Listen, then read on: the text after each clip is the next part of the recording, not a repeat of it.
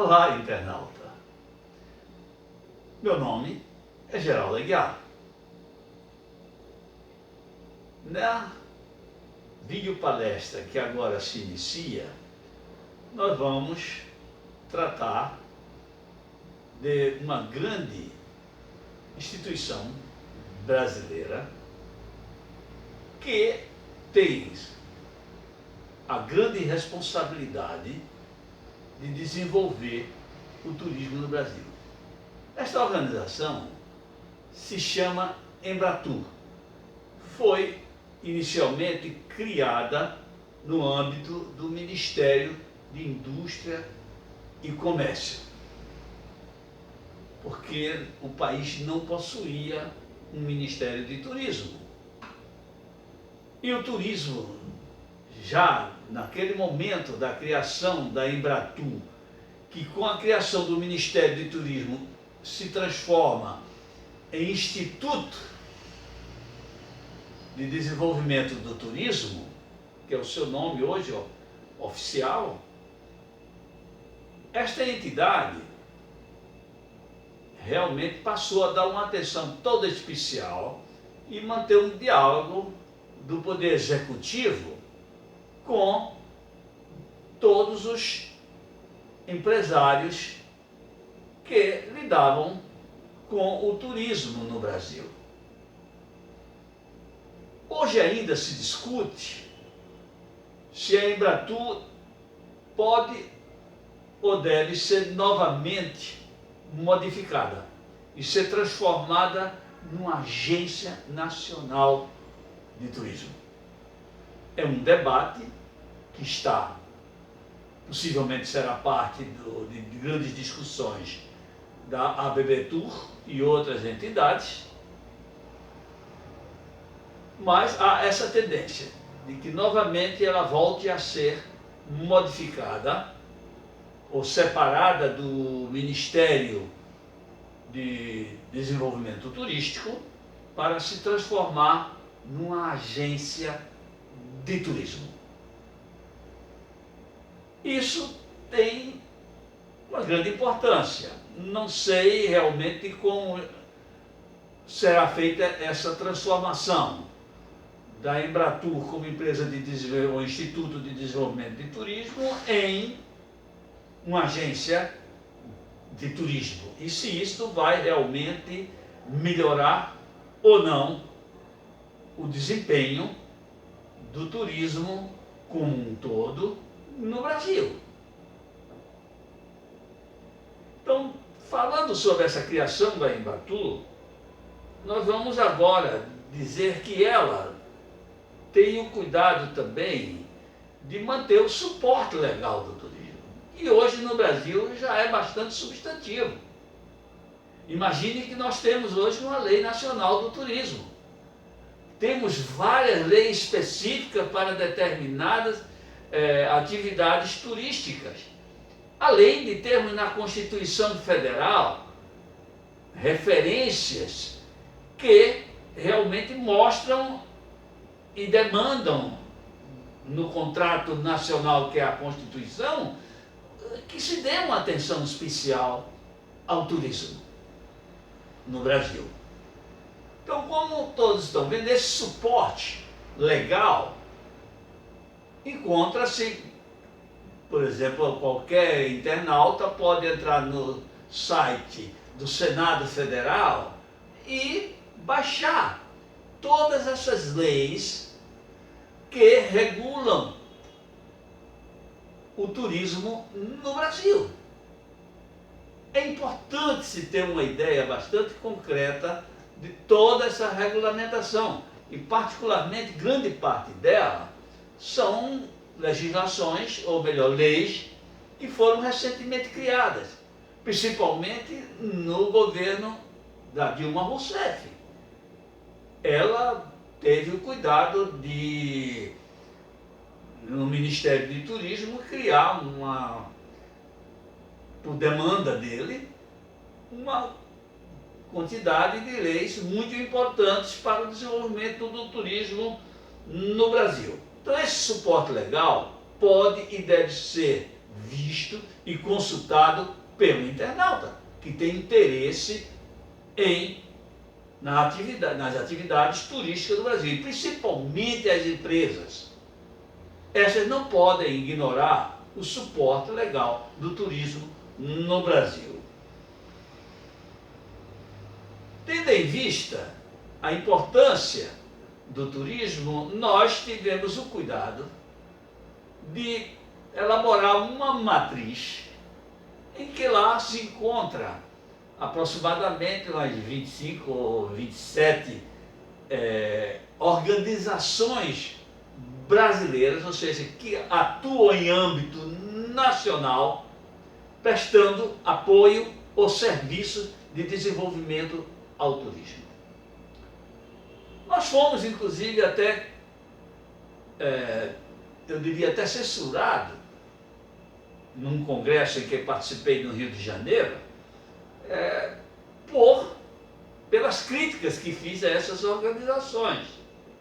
Porque muitas delas não passam de uma sigla para dar status social a determinados elementos que comandam essas organizações e fazerem com que eles possam ter acesso ao Estado brasileiro. Eu estou falando do Estado, não estou nem sequer falando do governo, para buscar as benesses do governo federal.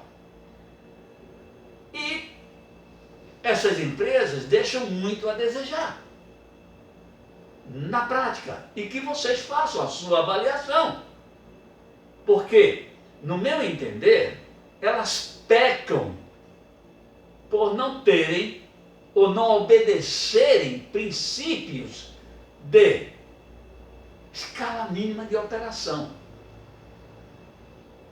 mínima complementariedade de serviços.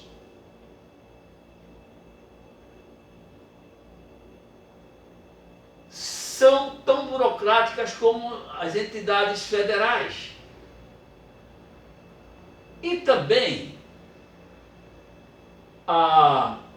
não tem complementaridade entre elas.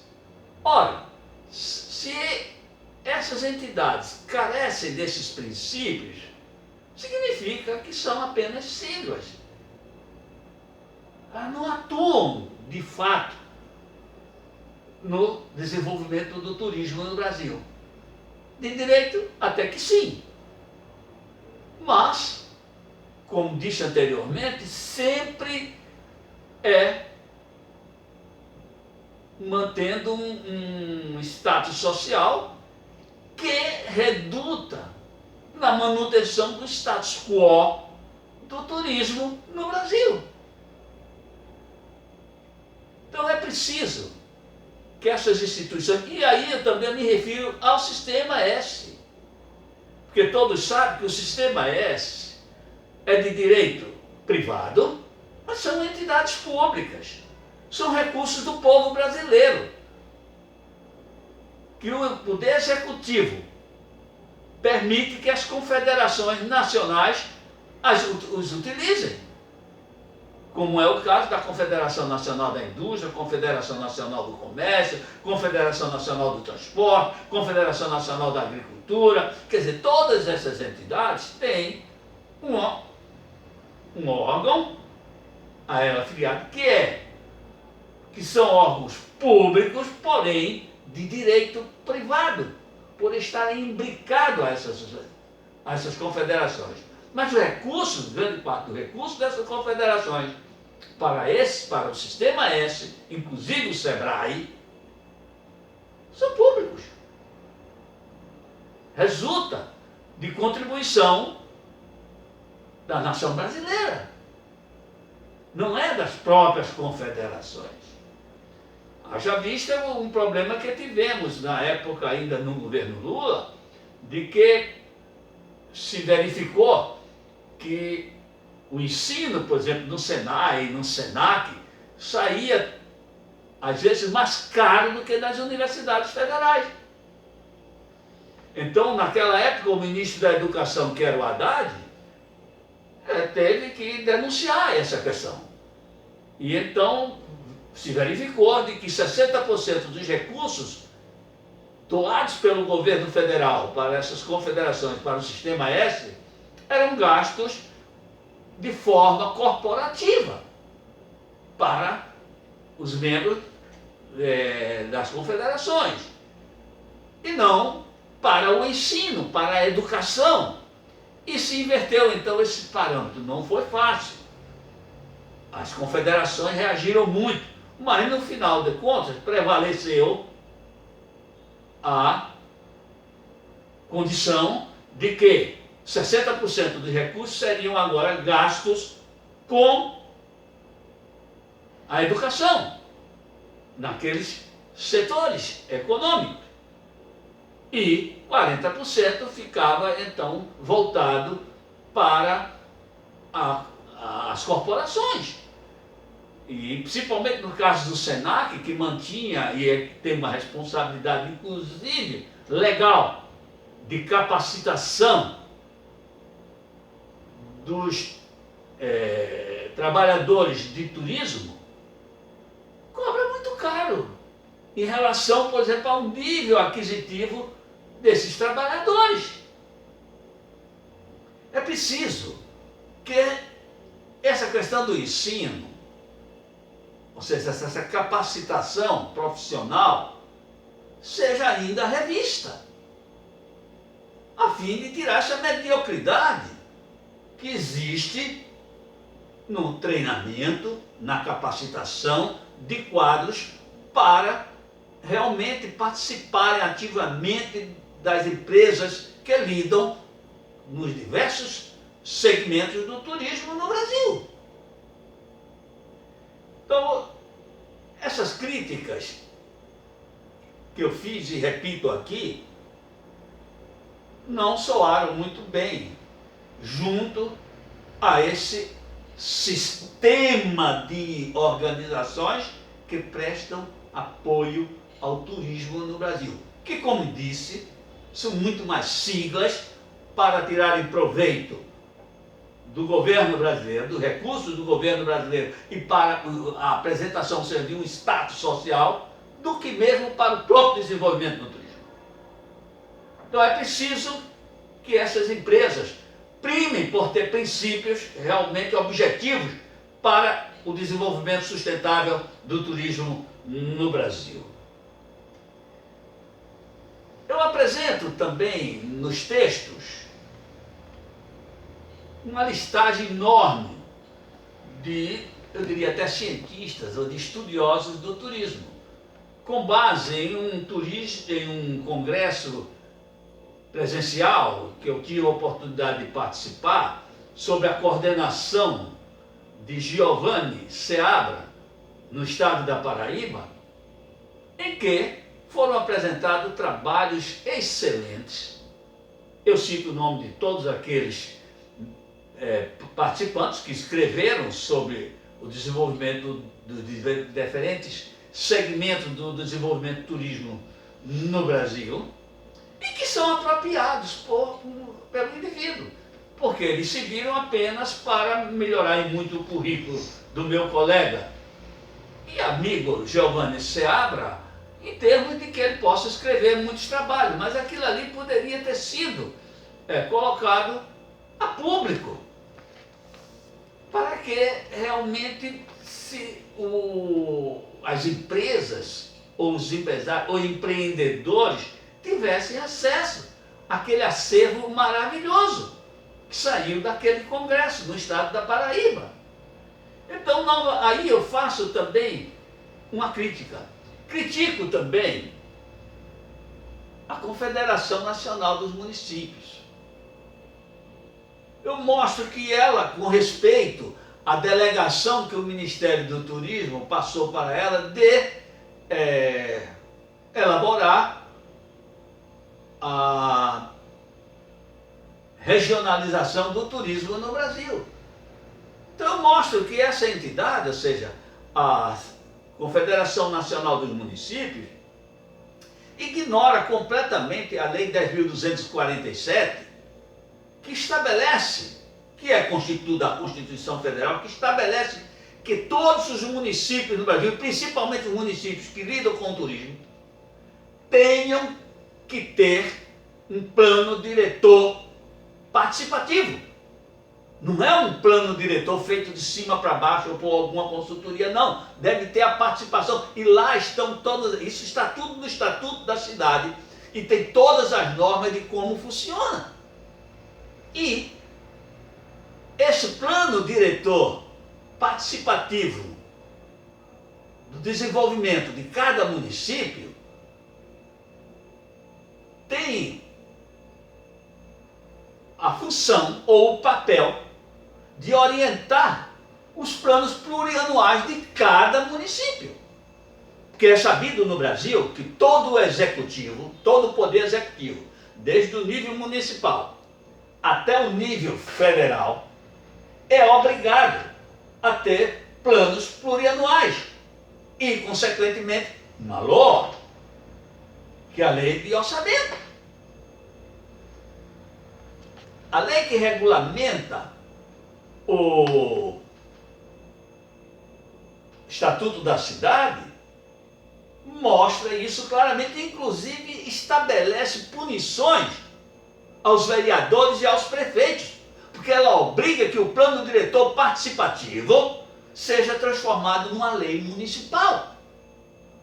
Ora, como é que uma Confederação Nacional de Municípios ignora? Porque também não são poucos municípios, são mais de 500.600 municípios.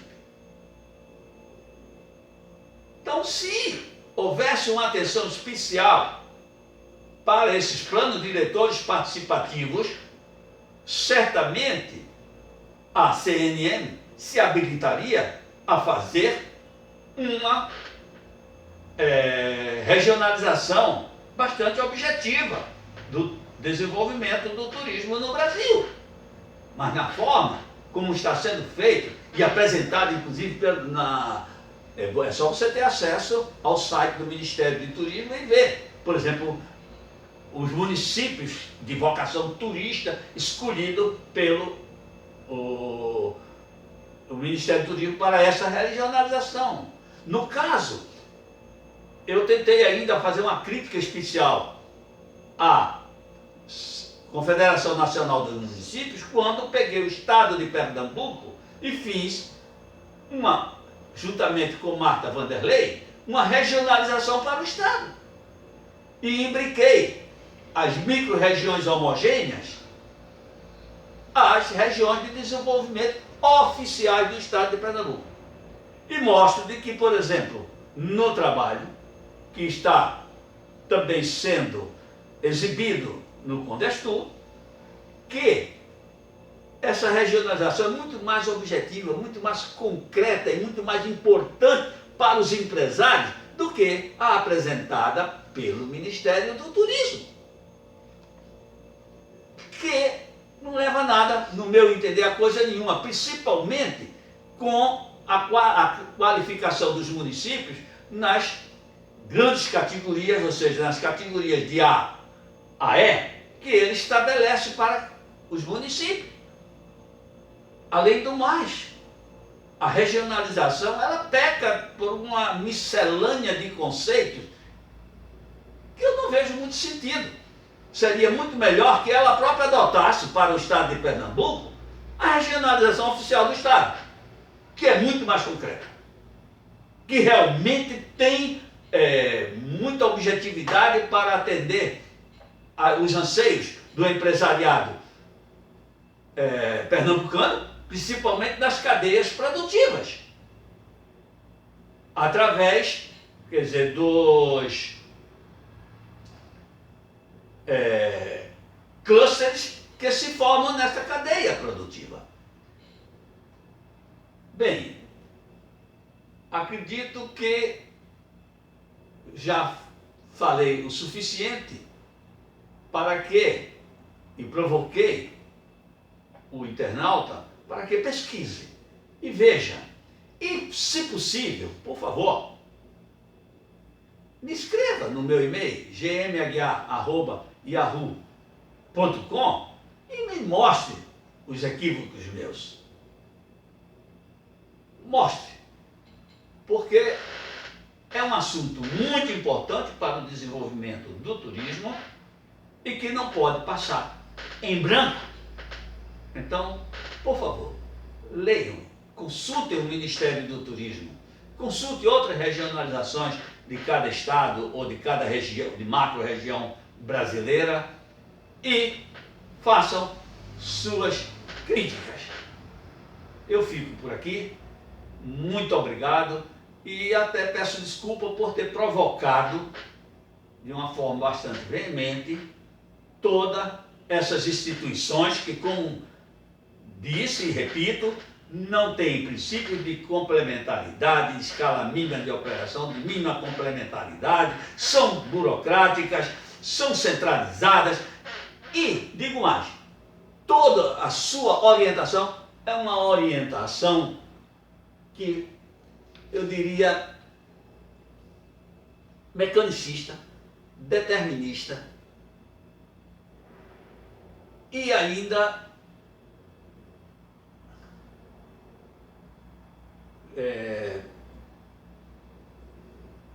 bem, já basta de crítica. Muito obrigado e até mais.